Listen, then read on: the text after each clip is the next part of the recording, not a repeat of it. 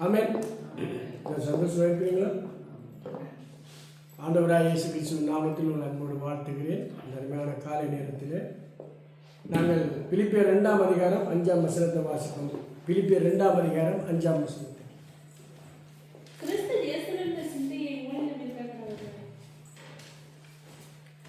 பவுல் பிலிப்பியருக்கு எழுதுகிற கிறிஸ்து இயேசுவில் இருந்த சிந்தையே உங்களிலே இருக்க கிடந்தது. இப்போ இன்றைக்கு நாங்கள் அநேக இடங்களில் போய் ஆண்டவரை பற்றி சொல்லணும், ஆண்டவரை பற்றி சொல்லி ஜனங்களை ஆண்டவரை நடத்தணும்னு சொல்லி விரும்புகிறோம். ஆனால் சரியான ஒரு கஷ்டமான ஒரு காலத்திலே இப்போ இருக்கிறோம். இந்த பவுலுடைய காலத்தில் பார்த்தீங்கன்னா, பவுல் இந்த சபையை கட்டுவதற்கு பவுல் ஆண்டவருடைய ஏவுதலினால் அந்த இடத்துக்கு போகிறார். இந்த பிலிப்பியர் பட்டணம் என்றது மகா அலெக்சாந்தருடைய தகப்பனுடைய பேர். மகா அலெக்சாந்தருடைய தகப்பன் அவருக்கு தான் பிலிப்பு என்ற பேர். மெக்கடோனியா என்று சொல்லுவாங்க. மெக்கடோனியா அந்த இடம். அப்போ அங்கே போகும் பொழுது நீங்கள் பார்த்தீங்கன்னா ரெண்டாவது மிஷன், அவருடைய ரெண்டாவது பயணம், மிஷன் செய்கிறதுக்கான பயணம் பவுலுடைய காலத்தில். அப்போ போகும்பொழுது என்ன செய்கிறார் என்றால், அந்த பட்டணத்தில் போய் இந்த சுவிசேஷத்தை அறிவிக்கும் பொழுது அங்கே 3 பேர் ரட்சிக்கப்படுங்க. யார் என்றால், லிதியால் என்ற வணிகப்பெண். லிதியால் என்ற ஒரு பொம்பளை இருந்தால் அவள் வணிகம் செய்கிறவள், வியாபாரம் செய்கிறவள். அடுத்தது குறிகாரப்பெண், குறி சொல்கிற சாத்திரம் சொல்கிற ஒரு பெண் இருந்தால். அடுத்தது ரோமை சிறை அதிகாரி, ஆனால் பிரிசனர்னு சொல்லுவாங்க, அதுக்குள்ளே வேலை செய்கிற ஒருவர். இந்த 3 பேரும் ரட்சிக்கப்பட்டோம். இந்த 3 பேரும் வித்தியாசமான ஆட்களை ரட்சிப்புக்குள்ளே நடத்தினபடியால் அங்கே ஒரு சபையை கட்டக்கூடியதாக இருந்துச்சு. இந்த வசனங்கள், இந்த பிலிப்பியருடைய பட்டணத்தில் உள்ள காரியங்கள், பவுலுடைய ஊழியங்கள்லாம் எங்களுக்கு ஒரு சவால் என்னென்னால், நாங்கள் இதை வாசித்து இதில் பவுல் சொல்கிறார், உங்களுக்கு கிறிஸ்துவின் சிந்தனை தான் இருக்கணும். என்ன இருக்கணுமா? கிறிஸ்துவின் சிந்தை. அப்போ கிறிஸ்து எப்படிப்பட்டவர்? அவருடைய சிந்தை என்னவோ, அவருடைய தாழ்மையான சிந்தை, அவருடைய அன்பின் சிந்தை, இரக்கத்தின் சிந்தை. இதில் தான் இந்த பிலிப்பியர்லாம் எழுதியிருக்காரு. அப்போ 4 அதிகாரம் தான் இருக்குது, 104 வசனங்கள் இருக்குது. விளங்கு, 4 அதிகாரம் தான் இருக்குது.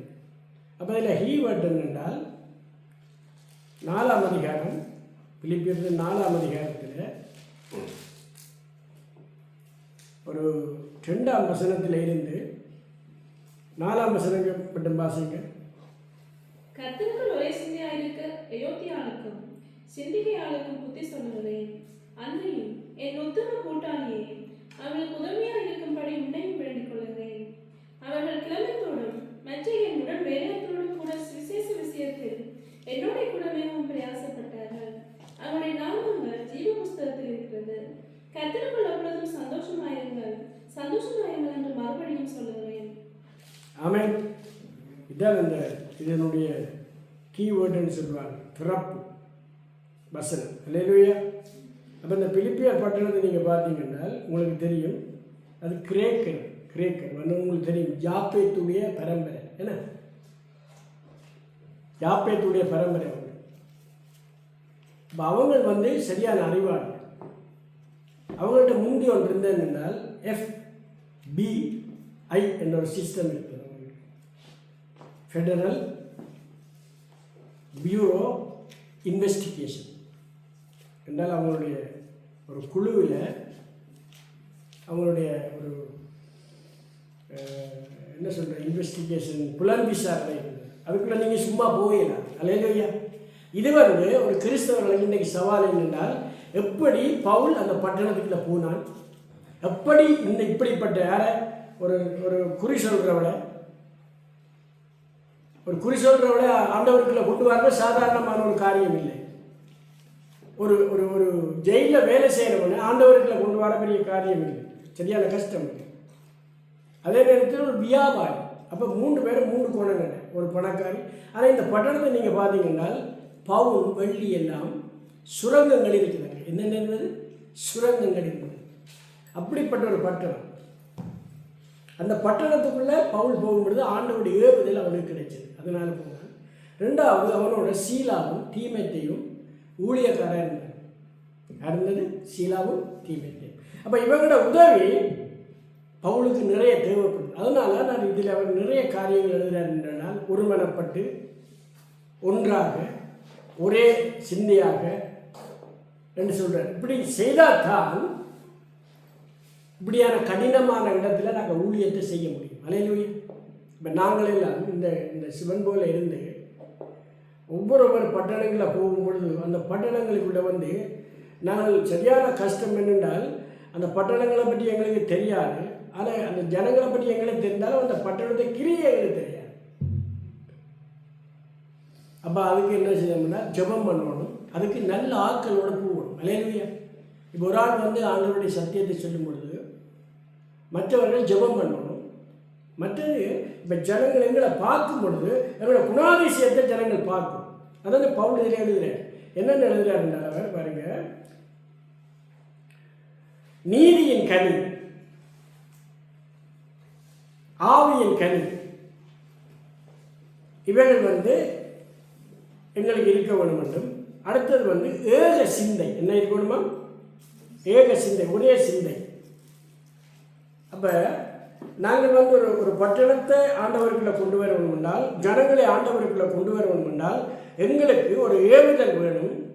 ரெண்டாவது எங்களோட வர்ற ஜனங்களும் அந்த அந்த ஏக சிந்தையாக வரணும்.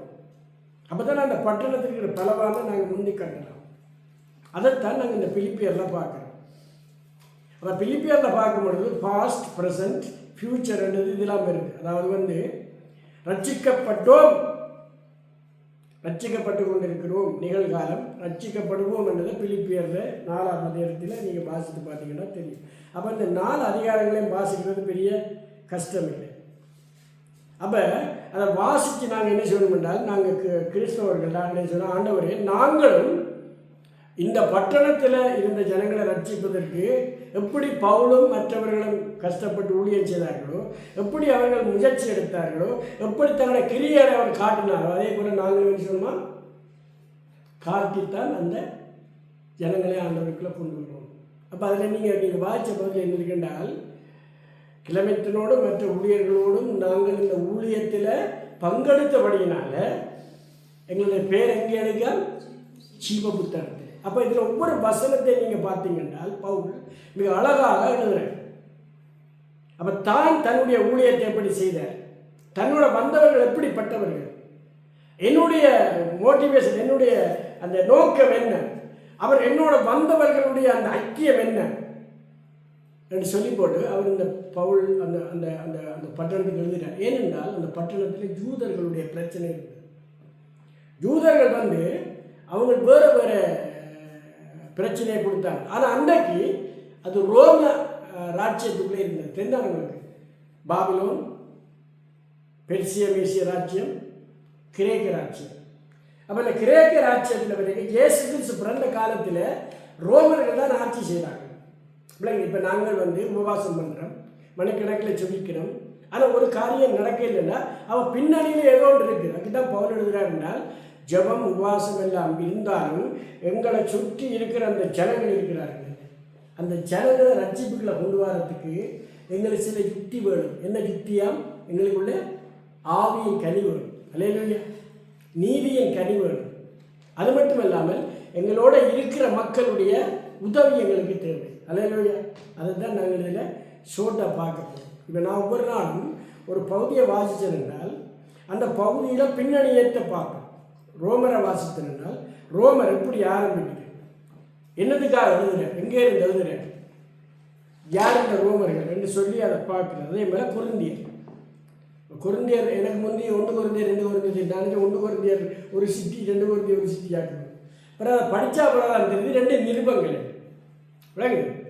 அப்போ இதை வாசித்தோம் என்றால், வாசித்து நாங்கள் செயல்படுத்தணும் என்றால் கண்டிப்பாக ஜனங்கள் ரட்சிக்கப்படும், ஆண்டவரும் எங்களை ஆசீர்வதிப்பார். அது மட்டும் இல்லாமல் நாங்கள் கேட்குற இந்த பில்டிங்கள் எல்லாம் ஆண்டவர் எங்களுக்கு கொடுப்பார். அல்லேலூயா. நாங்கள் பில்டிங் தரோம்னா ஆண்டவர் பில்டிங் என்ன உங்களுக்கு. அல்லேலூயா. அப்போ பில்டிங்கில் இருந்து என்ன செய்யப்படும்? நாங்களே ஒரு பில்டிங் தான். என்ன நாங்களே ஒரு பில்டிங் தான், உங்களுக்கு தான் சொல்கிறேன், நாங்களே ஒரு பில்டிங் தான். ஏன்னா பில்டிங்குகள். அப்போ நாங்கள் ஏன் இந்த நிறுவனத்தை வாசிக்கணும் என்றால் அடிப்படை உபதேசங்கள் இல்லாமல் நாங்கள் என்ன செய்கிறோமா ஊழியம் செய்ய பார்க்குறோம். எல்லாருக்கும் விருப்பம் ஜனங்களை ரட்சிப்புக்குள்ள பண்ணுவாங்க. ஆனால் அதுக்கு எடுக்க வேண்டிய எஃபோர்ட், எடுக்க வேண்டிய முயற்சிகள் எங்களுக்கு இல்லாததுல எங்களுக்கு நல்ல ஜனங்களை நல்ல அக்கறை இருக்குது, ஜனங்க ரட்சிக்கப்படணும், ஜனங்க விடுவிக்கப்படணும். அப்போ நாங்கள் ஒரு வீட்டில் போயிடல இதில் எழுதியிருக்கேன் என்றால் அந்த வீட்டுக்காரரை பார்க்கட்டோம். என்ன எழுதியிருக்கு? அந்த வீட்டுக்காரர் அவனுடைய பின்னணியத்தை பார்க்கட்டோம், அவனுடைய அறிவை பார்க்கட்டோம். இப்போ நீங்கள் பார்த்தீங்கன்னா இந்த கிரேக்கர்கள் அறிவாளிகள், ஞானவான்கள், அறிவாளிகளும் ஞானவான்களும். மகா அலெக்சாண்டர் வந்து தன்னுடைய காரியங்கள் எல்லாத்தையும் பரப்பினவன். அந்த காலம் தெரிஞ்சாங்க 32 வயது வரைக்கும் அவன் பரப்பினவன். இந்தியாவில் போய் காய்ச்சல் வந்து செத்தவன். அப்போ யோசிச்சு பாருங்க, அந்த பட்டணத்தில் எவ்வளோ பெரிய காரியம் இருந்திருக்கு. பவுலும் சீலாவும் தீமோத்தேயும் ஈஸியாக போய் தேவனுடைய வழிநடத்தல ஐக்கியப்பட்டு தன்னுடைய கிரியைகளை காட்டி அந்த பட்டணத்தை ரட்சிக்கப்பட்டான். அவன் ரட்சிக்கப்பட்டது யாரால்? பெரிய ஒரு பிஸ்னஸ் மேக்னட், என்ன ஒரு பிஸ்னஸ்காரி ரட்சிக்கப்பட்டார். அவள் என்ன செய்வாள்? ஆண்டவருக்கு கொடுப்பாள். விளங்க, பிஸ்னஸ்காரி ரட்சிக்கப்படும் பொழுது ஆண்டவருக்கு கொடுப்பாள். அடுத்தது இந்த இந்த இந்த குறிசோன்றவனுக்காங்க அவன் ரட்சிக்கப்பட்டான் என்றால் அங்கே உள்ள குறிசோன்ற மக்கள் எல்லாம் பயந்துருவாங்க. என்னோட அப்பா குறி கேட்டவளே இவ்வளோ ஆரம்பங்களை நடத்தின தப்பாண்ட பவன் மேலே திரும்புவார். மூன்றாவது ஜெயிலில் இருந்தவன். உங்களுக்கு பவுலும் சீலாவும் ஜெயிலில் துதிச்ச பொழுது ஜெயிலில் இருக்கிறவனே மனம் திரும்பினான். அப்போ நாங்கள் என்னது இதில் பார்க்குறோம்னா, இன்றைக்கி நாங்கள் செய்கிற ஊழியங்களில் ஒரு முன்னெடுப்பில்லாம போகுது. ஜனங்களை கொண்டு வர முடியாது. பட்டணத்துக்கிட்ட போகும்போது அங்கே பலவான் இருக்கிறாங்க. இதுக்கு வந்து இந்த காரியங்கள் தான் எங்களுக்கு முக்கியமானது. அல்லேலூயா. இன்னும் ஒரு வசனத்தை வாசி நாங்கள் ஜெபம் பண்ணுவோம். 2:2 வாசிங்க. பிலிப்பியர் 2:2. ஏக சிந்தையும் ஏக அன்புள்ளவருமாயிருந்து இதை பாருங்க, அவர் பிலிப்பியருக்கு எழுதுகிறார் என்னென்றால், நீங்கள் ஏக சிந்தை, ஏக அன்பு, இசைந்த ஆத்துமாக்கள், ஏன்னா ஒன்றையே சிந்திக்கிறது. இப்போ பாருங்க, நமது ஆண்டவராக இயேசு கிறிஸ்துவுடைய சிந்தை என்பது, அவருடைய நினைவு என்பது மக்கள் மேலே இருந்தது, மக்களுக்காகவே இருந்தது. சரி, மக்கள் மேலே மக்களுக்காகவே இருந்தது.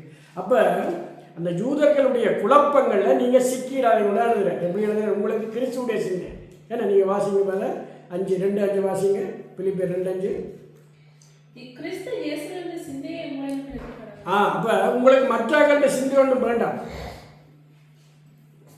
உங்களுக்கு கிறிஸ்து இயேசுடைய சிந்தியே இருக்கட்டும். அல்லேலூயா. நான் கண்களை மூடி நான் சொல்லுவேன்.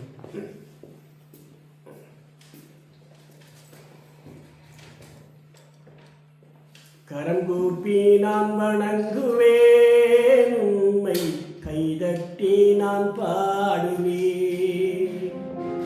கரம் கூப்பி நான் வணங்குவேன், உம்மை கைதட்டி நான் பாடுவேன்.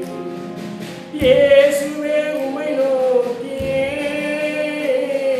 விண்ணப்பம் நான் செய்கிறேன். உம்மை நோக்கியே விண்ணப்பம் நான் செய்கிறேன். என்று நீ கேட்பதா, என்று நீ கேட்பதா. கரங்கூப்பி நான் வணங்குவேன், உம்மை கைதட்டி நான் பாடுவேன். உலகத்தில் அமைதியை நான் தேடியேன், தவிக்கும் போது உலகத்தில் அமைதியை நான் தேடியேன். துயரத்தால் கலங்கி தவிக்கும் போது ஆறுதலும் அமைதியும் உள்ளத்தில் தண்ணீர் நாமம் அடைக்கலமே.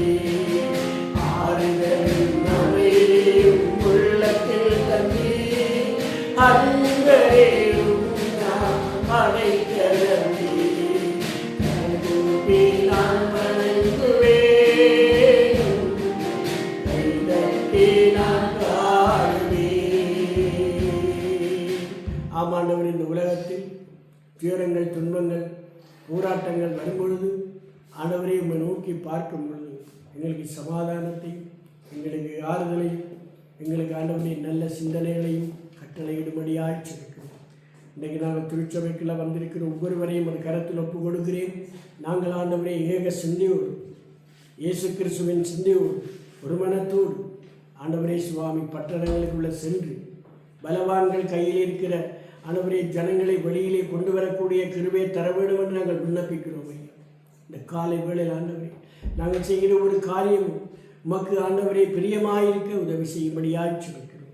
இதை ஆண்டவரை பார்த்து கொண்டிருக்கிற பிள்ளைகள் மீது தேவ கிருபை கடந்து வரும்படியாக சொல்லிக்கிறேன். இந்த காலை வேளையை ஒரு கரத்தில் ஒப்புக் கொடுக்கிறோம்.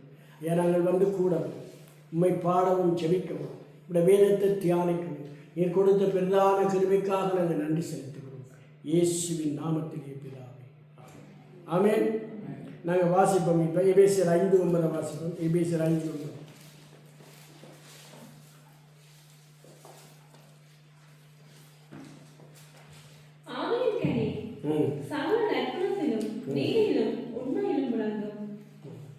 ஆமென். இந்த ஆவியின் கனியினுடைய செயல்பாடு என்னவா? ஒருத்தருக்குள்ள ஆவியின் கனி இருக்குன்றால் அது என்ன? அதை கொண்டு வருதான் சகல நற்குணத்தில். இப்போ நீங்கள் வாசிங்க யோவான் 15ஆம் அதிகாரம் 4-5 மட்டும் வாசிங்க. என்னில் நிலைத்திருங்கள், நானும் உங்களில் நிலைத்திருப்பேன். கொடியானது திராட்சைச்செடியில் நிலைத்திராவிட்டால் அது தானே கனி கொடுக்க மாட்டாதது போல நீங்களும் அதில் நிலைத்திராவிட்டால் கனி கொடுக்க மாட்டீர்கள். அப்போ கனி வந்து உருவாக வேண்டும் என்றால் அதுக்கு ஒரு சில ப்ரொசீஜர் இருக்கு. என்னென்ன இருக்கு? கனிக்கு அது மெட்டாகணும், என்ன? அது பிறகு எப்படி பூவாகணும், அதுக்கு பிறகு அது காயாகணும், அதுக்கு கனியாகணும்.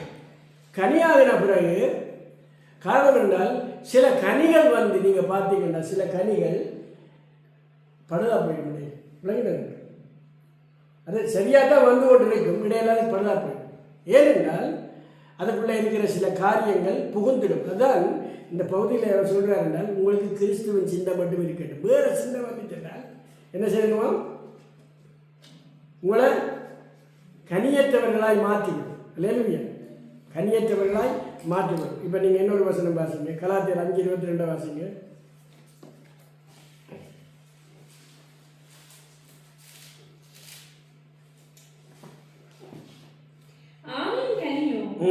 அன்பு, சந்தோஷம், சமாதானம், நீடிய பொறுமை, தயவு, நற்குணம், விசுவாசம், சாந்தம், இச்சையடக்கம், இப்படிப்பட்டவர்களுக்கு விரோதமான பிரமாணம் மட்டுமில்லை. இப்போ பாருங்க, அதில் ஆவியின் கனிகள் என்னது? என்ன பார்த்தீங்க? ஆவியின் கனிகள் இல்லை, ஆவியின் கனி என்றால் என்னவா? ஒவ்வொன்றில் தொடர்பு பட்டு கொண்டு போகுது. சங்கிலிமா அன்பில் ஆரம்பித்தா தான் கடைசியாக எங்கே முடியும்? இச்சையடக்கம், என்ன? அப்போ ஒன்று அன்பு. அப்போ கனி என்று வந்து இப்போ நீங்கள் பாருங்கள், சில இடங்களில் நாங்கள் வந்து ஆண்டவர் வந்து அவர் பேர் சமாதான காரணம். அல்லையா? என்னவே நாங்கள் சில இடத்தை சமாதானம் பண்ண முடியாமல் இருக்கு. ஒரு ஆளுக்கு சரியான வருத்தம். எனக்கு ஒரு கொஞ்ச காலமாக ஃபோன் பண்ணி கொண்டு இருந்தேன், என்ன தன்னை வந்து பார்க்க தெரியும். நான் போக முடியல. இன்னும் திடீரென ஆஸ்பத்திரிக்கு போயிட்டேன். ஆஸ்பத்திரியில் உடனே அட்மிட் பண்ணியாச்சு. இப்போ ஒரு 3ஆம் நாள் இன்னொரு தேசத்தில் இன்னொரு என்ன செய்ய அந்த இடத்துல போய் அந்த தாயாரை முன்னோடிட்டார். ப்ரைவேட் ஹாஸ்பிட்டலில் உடனே சேர்த்துட்டார். இப்போ என்ன நடந்தால் எங்கே இருக்கிறான்னு தெரியாது அந்த அம்மா. அவன்கிட்ட நல்ல குணம் என்னென்னா அப்படியாவது அம்மாவை சுகமாக இருக்கணும்.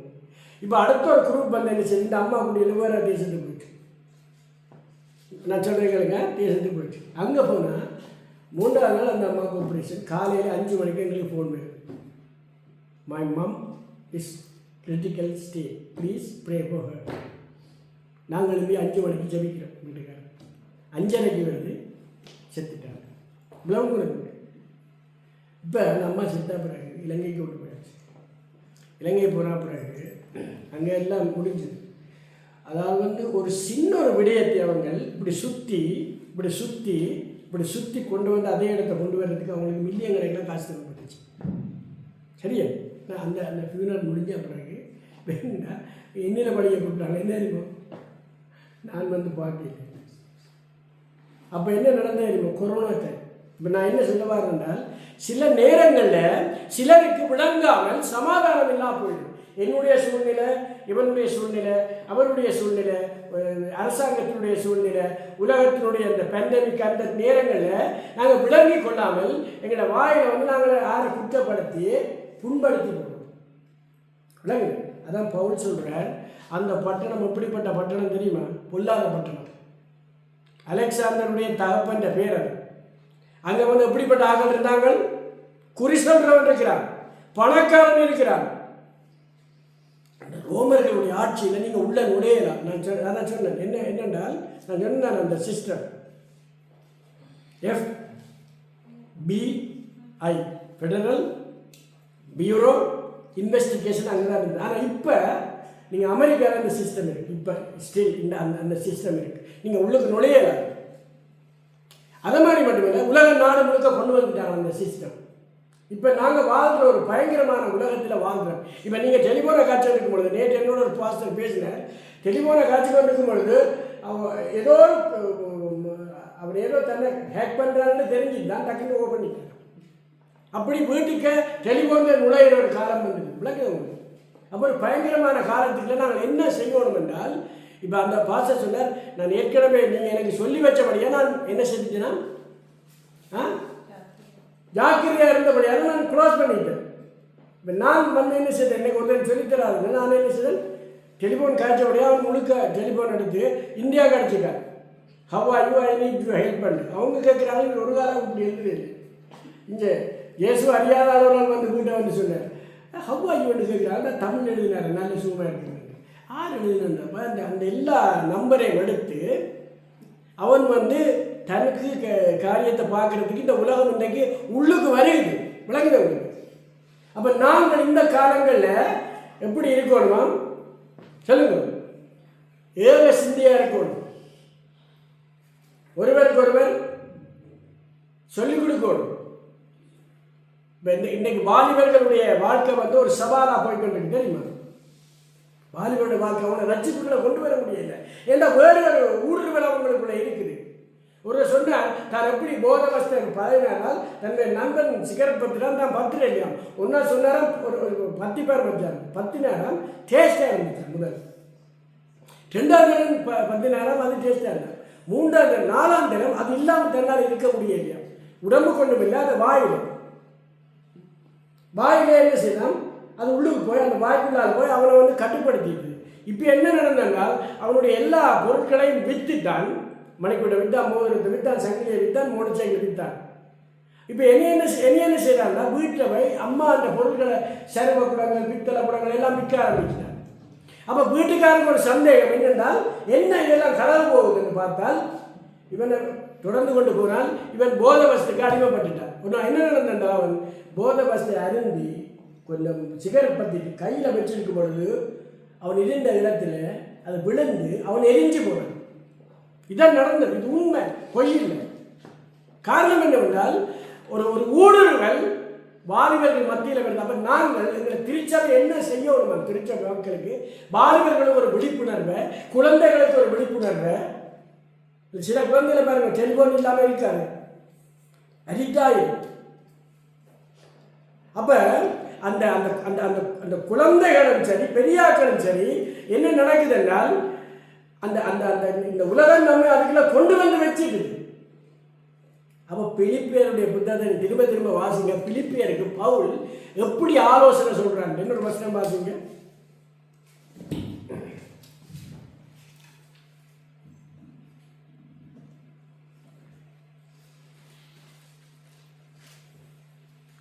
மூன்றாம் வசனம் வாசிங்க. 2ஆம் அதிகாரம் 3ஆம் வசனம் வாசிங்க. பிலிப்பியர் 2:3. 3:4 வாசிங்க. ஒன்றையும் வாதினாலாவது பெருமையினாலாவது செய்யாமல் மனத்தாழ்மையினாலும் ஒருவரையொருவர் தங்களிலும் மேன்மையானவர்களாக எண்ண கடவீர்கள். அவனவன் தனக்கானவை அல்ல, பிறருக்கானவர்களை நோக்குவானாக. அப்படி சொல்லிட்டு தான் சொல்றார். உங்களுக்கு ஆற்ற சிந்தை இருக்கணுமா?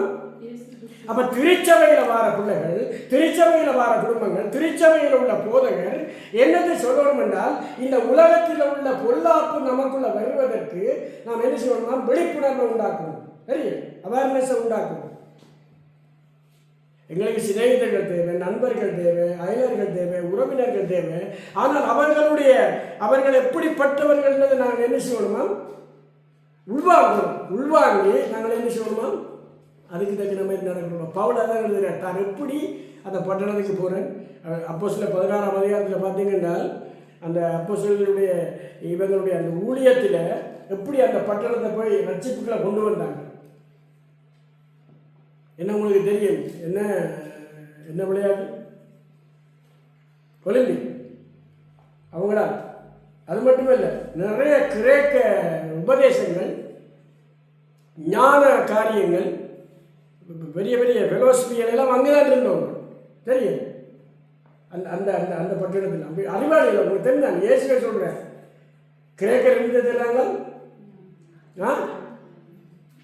யூதர்கள் அடையாளத்தை தேடுறாங்க. விளங்குதான் உங்களுக்கு? யூதர்களுக்கு அடையாளம் தேவைப்பட்டது, கிரேக்கர்களுக்கு ஞானம் தேவைப்பட்டது. அப்ப இயேசுவை சுற்றி அவங்க பார்க்கிறாங்க, இவர் எப்படிப்பட்டவர், இவர் ஞானம் எப்படிப்பட்டது, பயப்படுறாங்க இவருடைய ஞானத்தை கண்டு. அவங்க சொல்றாங்க, என்ன இவர் ஒரு தச்சந்த மகன், இந்த மரியாதை இருக்கிறார், அவனுக்கு சகோதரர்கள் இருக்கிறாங்க, இவனுக்கு எப்படி இந்த ஞானம் வந்தது? விளங்குறவங்களுக்கு. அப்ப பவுல் நல்ல படிப்பு அறிவு இருந்தாலும், நல்ல ஞானம் இருந்தாலும், அந்த பட்டணத்துக்குள்ள போன விதமும், ஜனங்களை ரட்சிப்புகளை கொண்ட விதமும், ஒரு மந்திரவாதியை ஆண்டவருக்கு கொண்டு வர சரியானது இல்லை. கஷ்டம். ஒரு மந்திரவாதியை நான் கொண்டு வரேன்னு கஷ்டம். அப்ப இந்த 3 விதமான மக்களையும் பவுல் என்ன செய்தாராம்? சொல்லுங்க, ரட்சிப்புகளை நடத்திட்டு அவர்களுக்கு புத்தி சொல்லி எழுதுறாங்க. என்ன நீங்க வந்த நிலை, இப்ப நீங்க அவங்க என்ன நாங்கள் ரட்சிக்கப்பட்டேன், அநேகர் அப்படிதான் சொல்றேன், ரட்சிக்கப்பட்டேன். இப்போ ஒருவர் சொல்வார், நான் ரட்சிக்கப்பட்டேன், நான் ஏசு ஏற்றுக்கொண்டேன், ஏற்ற உள்ளத்தில் வந்துட்டேன், நான் மொழியில குடிப்பேன், மறிப்பேன். உங்களுக்கு நெல்லு தெரியும் தானே? நெல்லுக்குள்ளே அரிசி இருக்குது. நீங்கள் நெல்லை பிடுங்கி போட்டு அரிசியை அந்த அந்த உமியை பிடுங்கி போட்டு நெல்லை போடுங்க, வருஷ கணக்கில் அது வராது.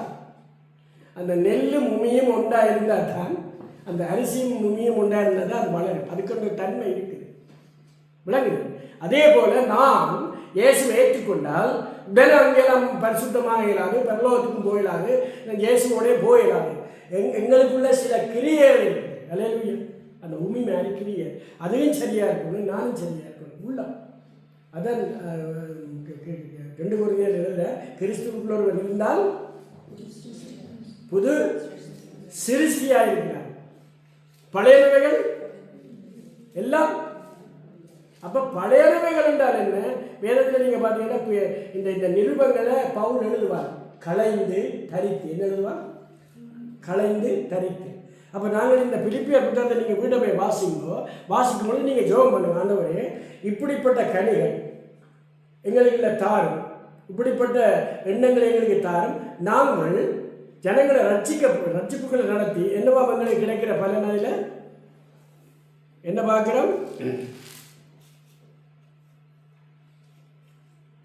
9ஆம் வசனம் வாசிக்க, 3:9, பிலிப்பியர் 3:9. நான் கிறிஸ்துவை ஆதாயப்படுத்திக் கொள்ளும்படிக்கும் நியாயப்பிரமாணத்தில் வருகிற சுயநீதியை உடையவனாயிராமல் கிறிஸ்துவை பற்றி விசுவாசத்தினால் வருகிறதும் விசுவாசம் மூலமாய் தேவனால் உண்டாயிருக்கிறதுமான நீதியை உடையவனாயிருந்து கிறிஸ்துவுக்குள் இருக்கிறவன் என்று காணப்படும்படிக்கும், கிறிஸ்துவுக்குள் இருக்கிறவன் என்று காணப்படும்படிக்கு இப்படி நான் அவரையும் அவருடைய உயிர்த்தெழுதலின் வல்லமையையும் அவருடைய பாடுகளின் ஐக்கியத்தையும் அறிகிறதற்கு அவருடைய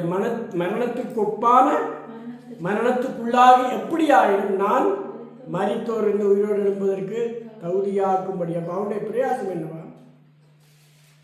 இயேசு கிறிஸ்துடைய சிந்தை, இயேசு கிறிஸ்துடைய அன்பு, இயேசு கிறிஸ்துடைய இரக்கம், இயேசு கிறிஸ்துடைய தயம். அல்லேலூயா. அப்போ எல்லாரை காட்டிலும் கிறிஸ்துவனுடைய அந்த சிந்தை சரியான வித்தியாசமான. கடைசியாக நான் சொல்கிறேன், என்னென்ன இதில் முக்கியமான காரியங்கள் எழுதியிருக்கின்றால், அதாவது இதில் வந்து இரக்கத்தை குறித்து எழுதியிருக்கு. இதில் என்ன எழுதியிருக்கு? இரக்கம். அடுத்தது சந்தோஷம். அடுத்தது ஏக சிந்தை. ஹல்லேலூயா. அப்போ இந்த புத்தகத்தினுடைய நோக்கம் என்னவா?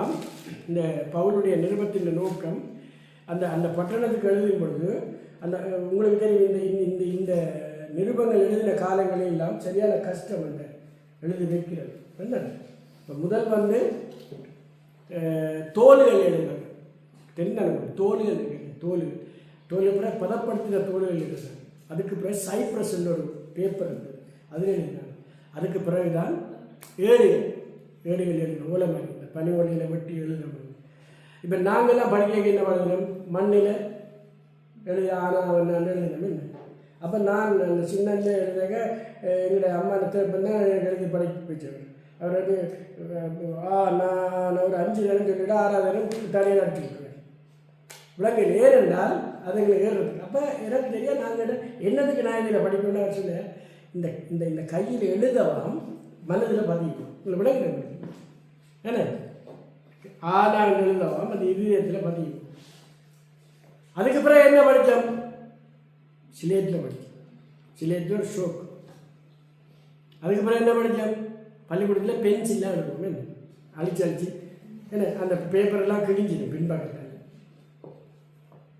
அதுக்கு பிறகு என்ன எழுதினோம்? மை பேர் என்ன இன்புட். அதுக்கு பிறகு என்ன எழுதினோம்? போல்ட். இப்போ கணக்கெல்லாம் எழுதுகிறோம். பைக் போட்டுகள் சீட் போட்டுகள் எல்லாம் வந்துடும். ஆனால் நான் என்ன சொல்ல வேண்டாம், ஆதி காலங்களில் தேவனுடைய பிள்ளைகள் தேவனுடைய வரங்களை பெற்று தேவனுடைய வசனங்களை பெற்று அவங்க எழுதி ஒழிச்சு வச்சாங்க.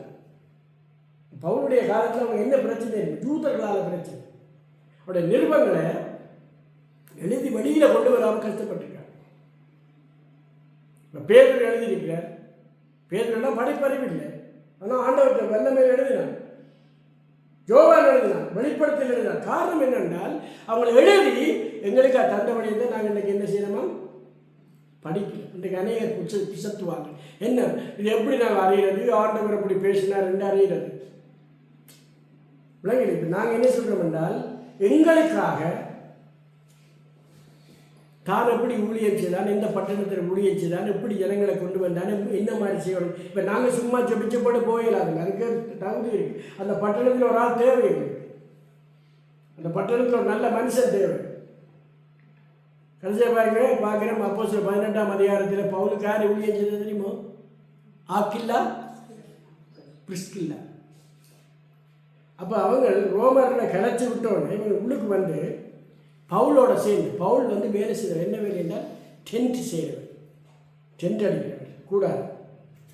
அப்போ அந்த வேலையை இவங்களும் செய்தபடியான பவுலை தங்களோட வீட்டில் வச்சு ஆதரித்து என்ன இருந்தோம்பி இல்வாழ்ந்ததெல்லாம் விருந்தோம்பி வேளாண்மை செய்தல் பொருட்டுன்னு சொல்லுவாங்க. அப்போ ஒரு குடும்பம் மற்றவர்களுக்கு உதவி செய்யும்படியாக இருந்தோம்பி இல்வாழ்ந்ததெல்லாம் என்ன விருந்தோம்பி வேளாண்மை செய்தல் பொருட்டு என்றால் மற்றவர்களுக்கு உதவி செய்கிறதுக்காக அந்த அந்த ஆக்கில்லா பிரிஸ்கில்லாவை 18ஆம் அதிகாரத்தில் அப்போ சொல்லி பார்த்தீங்கன்னா அவங்க பவுலோட சேர்ந்து ஊழியம் செய்தாங்க. அதான் பவுல் சொல்கிறார், நான் ஒருத்தருடைய காசு வேண்டாமல் பணம் வேண்டாமல் இந்த கையால் உழைச்சி சாப்பிட்றேன். அதுக்கு யார் உதவி செய்தது தெரியுமோ?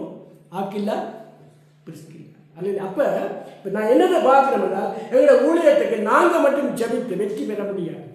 ஒருவேளை கொண்டு வரலாம் எங்களுக்கு ஒரு சப்போர்ட் வரும், நல்ல ஜெபிக்கிற ஆக்கள் வரும். ஏன்னா இன்றைக்கு அநேக ஊழியர்கள் அப்படி தான் வளர்ந்து அந்த பட்டணத்தை நோக்கி ஜெபிக்கிறாங்க. அந்த பட்டணத்திலேருந்து ஜெபிக்கிறாங்க, அந்த பட்டணத்துக்காக மக்களுக்காக. அப்போ அவர்களை என்ன யோசிக்கணும்? நான் இந்த ஊழியத்தை செய்கிறதுனால எங்களோட பேர் பரலோகத்தில் எழுதப்பட்டிருக்கேன். அல்ல, அப்படி ஒன்றும் இல்லாமல் நாங்கள் சும்மா வந்து நாங்கள் வந்து பாடிட்டு கையை தட்டிட்டு போக முடியாது. அல்லேலூயா. அப்போ நாங்கள் என்ன செய்வோம்? அப்போ நாங்கள் பவுலை போல தீமைத்தை போல அந்த இடங்களுக்கு போகும்பொழுது ஜாக்கிரதையாக ஞானத்தோடு ஏவுதலோடு இந்த ஜனங்களோட உதவியோடு போனால் சபையை நாங்கள் கட்டி எடுப்பெல்லாம் ஜனங்களை ஆண்டவர்களை கொண்டு வரலாம். நாங்கள் கண்களை மூடி நாங்கள் ஜெபம் பண்ணோம். ஆண்டவரே, இந்த அருமையான நேரத்தில் இந்த பிலிப்பியர் நிருபத்தை நாங்கள் வாசித்தோம். அப்போஸ்தலனாகிய பவுல் தன்னுடைய ஊழியக்காரரோடு சேர்ந்து தன்னுடைய 2வது மிஷனரி பயணத்தில் இந்த சபையை கட்டினார். அங்கே உள்ள மக்களை அவர் ரட்சிப்புகளை கொண்டு வந்தார். ஆண்டவரே, பணத்தாலும் ஆண்டவரே சுவாமி ஒரு பாதுகாப்பாலும் ஆண்டவரே சுவாமி, அந்த பட்டணத்தில் ஐயா குருசொல்லினாலும் இருந்தவர்களை ரட்சிப்புகளை நடத்துவதற்கான தைரியத்தை அவர் பெற்றுக்கொண்டார். அதே போல எங்களுக்கும் அந்த கனியையும் அந்த தைரியத்தையும் அந்த ஆவியின் ஏவுதலையும் உங்களுடைய பிள்ளைகளுக்கு கட்டளையிடும்படியாக நாங்கள் செலுக்கிறோம். இந்த காலை வேளையில் உம்முடைய ராஜ்யத்துக்கு அநேக மக்களை கொண்டு வருவதற்காக ஆசீர்வாதத்தையும் கனியையும் பலத்தையும் செல்வத்தையும் செல்வாக்கையும் அநேக நட்பையும் ஆவிக்குள்ளாக நீ கட்டளையிடும்படியாய் ஜெபிக்கிறோம். இந்த நேரத்தில் நாங்கள் வாசித்த பகுதிகளை கேட்ட பிள்ளைகளை ஆசீர்வதியும். தொடர்ந்து இப்படிப்பட்ட ஆண்டவரே காரியங்களை நாங்கள் கேட்டு உமக்கென்று ஊழியம் செய்ய கிருபை செய்யும். இயேசுவின் நாமத்தில் ஜெபிக்கிறோம் நல்ல பிதாவே, ஆமென். என் ஆத்துமாவே கர்த்தரை ஸ்தோத்தரி, என் முழு உள்ளமே அவருடைய பரிசுத்த நாமத்தை ஸ்தோத்தரி. என் ஆத்துமாவே கர்த்தரே ஸ்தோத்தரி, அவர் செய்த சகல உபகாரங்களை என்றும் மறவாதே. ஆமென். நம்முடைய கர்த்தராகிய இயேசு கிறிஸ்துவுடைய கிருபை, பிதாவாகிய தேவனுடைய அன்பு, பரிசுத்த ஆவியானோட ஐக்கியம், அந்யோன்யம் நம் ஆண்டவராக இயேசு கிறிஸ்து மத்தியாகத்தில் வரும் வரை நம் அனைவரோடும் கூட இருப்பதால் கர்த்தர் உங்களை ஆசீர்வதிப்பார்.